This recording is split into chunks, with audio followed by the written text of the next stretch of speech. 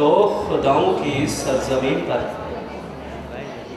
آمریت ہماری عبادت ہے صدر عالی وقار۔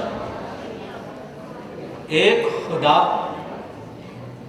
جس نے اس جہاں کو تخلیق کیا،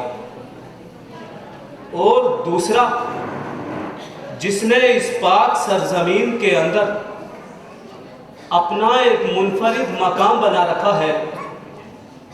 اس لیے اس صحبان میں موجود میری تمام حق پسندوں سے گزارش ہے کہ وہ سچ کا گلا گھونٹ دیں، وگرنہ آپ کو کینیا کی سڑکوں پر نشان عبرت بنا دیا جائے گا۔ پھر اس سے کوئی فرق نہیں پڑتا کہ آپ اپنی ماں کے اکلوتے لختے جگر ہیں، کیونکہ اس جہاں میں سچ کو ایمان سمجھنا کفر ہے۔ اس لیے ہم سب پہ لازم ہے کہ کسی گمشدہ گولی کا نشانہ بننے کے بجائے اپنے بوڑھے ماں باپ کا سہارا بنے۔ صدر عالی وقار، اس جہاں میں ہم وہ آخری لوگ ہیں جو گناہ کر کے مظلوم کو مار دیتے ہیں اور یہ نعرہ لگاتے ہیں کہ ہم نے تو خدا کو دھوکہ دے دیا۔ ذی وقار، ہم تو وہ لوگ ہیں جو منبر پر بیٹھ کر عذابوں کا عذاب تو سناتے ہیں، مگر نہ جانے کتنے ہی محمد علی جیسے بے گناہوں کو قبروں میں اتارتے ہیں۔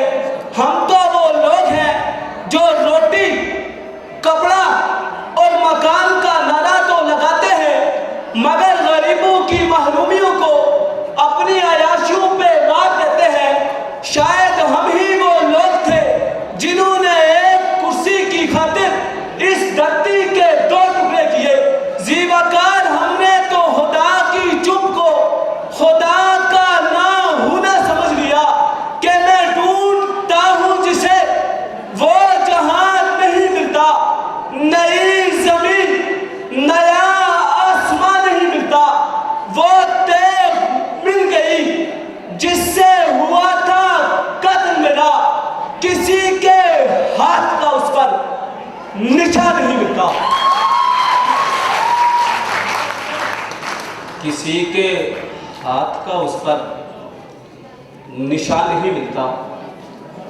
لاشوں سے کمائی ہوئی دولت در حقیقت تاریخ کی آنکھوں میں ایک اشک ہے صدر عالی وقار، مگر یہ زر کے پجاری شیطان کی سنت کو اپنائے ہوئے اس کمائی کو رزق حلال سمجھ کر ہڑپ کرتے رہے، مگر وہ یہ بات نہیں جانتے کہ اس پاک سرزمین کے اندر 5 مرلے کے ایک مقدس پلاٹ سے باہر بھی ایک جہاں آباد ہے، جہاں لہو کی ساتھ پشتیں کوئی مخصوص چہرہ نہیں رکھتی۔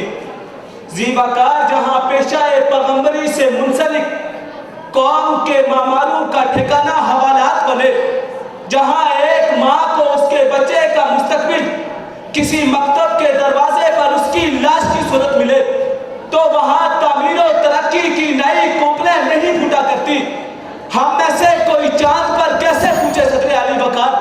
یہاں پر اگر چاند بنانے والے سے شکوہ بھی کر لیا جائے تو زمین والوں کی طرف سے کفر کا فتویٰ جواب شکوہ کا منتظر رہتا ہے۔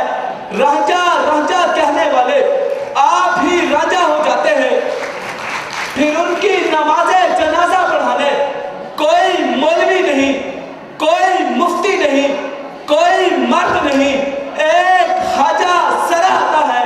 اگر ہم میں سے دستور کو، صبح بے نور کو ماننے سے انکار کرتے ہیں تو صلاحوں کے اس پر اقتدار کے بیڑیے ہم پر چھوڑ دیے جاتے ہیں۔